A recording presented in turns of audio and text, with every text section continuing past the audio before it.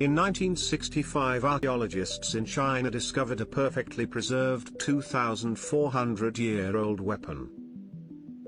Central China 1965, a team of archaeologists are exploring a network of subterranean tombs. When they locate an ancient waterlogged casket, prizing it open, the experts find a human skeleton and a sealed wooden box, and within that box is a sword, a beautifully crafted instrument that no one has set eyes on for some 2,400 years. Swords have always been symbols of power, chivalry, strength, and masculinity. They also symbolize war. Warriors in many cultures use swords, and they have for centuries. Even mythical heroes such as King Arthur with Excalibur and Perseus. The Chinese have also used swords for centuries. This was proven when a group of archaeologists in central China explored a network of subterranean tombs in 1965. There they found a waterlogged casket that contained a human skull and a sealed wooden box. Inside the box was a carefully crafted sword that had been hidden for over 2,400 years. The sword that they found was impressive. Its workmanship was sublime, and the physical properties were incredible. Its discovery allowed historians to take a look at the ancient world from which it came. It was discovered during a survey of the Jiang River Reservoir's second aqueduct in the city of Jingzhou. The area is 2,000 years old, and it has an illustrious history. The kingdom lasted 411 years and saw 20 kings during this time. While investigating the area, a series of 50 tombs were discovered. The tombs were hidden since the Chu era until the digging began in 1965. In total, the team recovered over 2,000 artifacts. While investigating a section of aqueduct in the Zhangling County, the archaeologists discovered a series of 50 tombs apparently constructed during the Chu era, and so in October 1965 they commenced digging. Over the next 3 months, the team would then go on to recover a haul of more than 2,000 artifacts containing the sword of Gao Jian. Was discovered in a tomb situated about 4.3 miles from the ruined city of Ying. The newly discovered sword attracted international media attention and was arguably the most important discovery of the entire dig.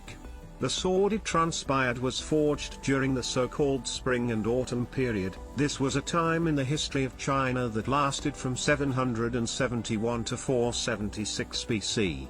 The name meanwhile comes from a set of records written during this time that describe the affairs of the state of Lu, known as the Spring and Autumn Annals. These records contain accounts of major events in the region such as battles, marriages, demises and rituals. The Spring and Autumn period began in 771 BC with the destruction of Housing, the capital of Western Zhao, defeated by the Quan Rong. The Zhao king escaped to the east and founded the Eastern Zhao dynasty in the capital of Lu Yi.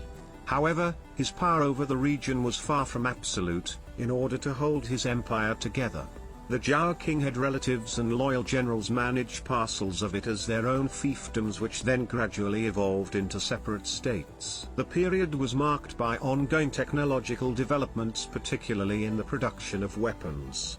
Some fine swords were designed and forged during this era, often over a number of years, and the start of Gao Jian was one such weapon itself.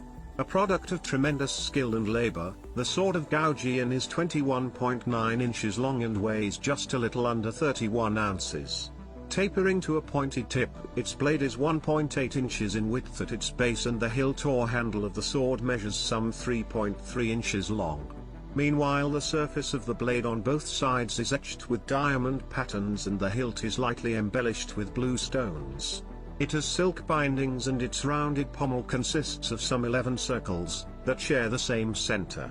Great care was seemingly taken in the design and construction of the sword, but what makes the weapon truly special is its remarkable state of preservation.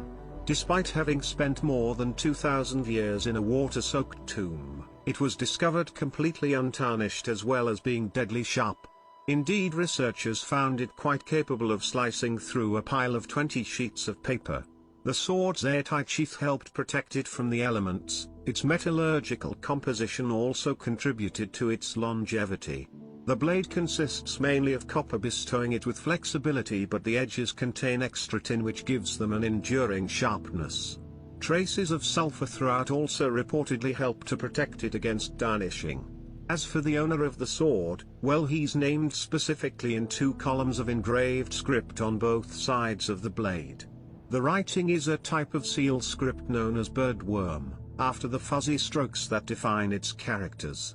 Seal script derived from so-called oracle bone script and was in popular use through the spring and autumn period. The inscriptions of the sword reveal then that it once belonged to a local king. The words do not specify exactly which king. According to the inscription, the sword belonged to the local king, King of UA. It is believed that the sword was made for his personal use. Unfortunately, the sword didn't specify which king the sword belonged to. There were 9 different kings who ruled during this time, and researchers have different theories as to who the sword belonged to.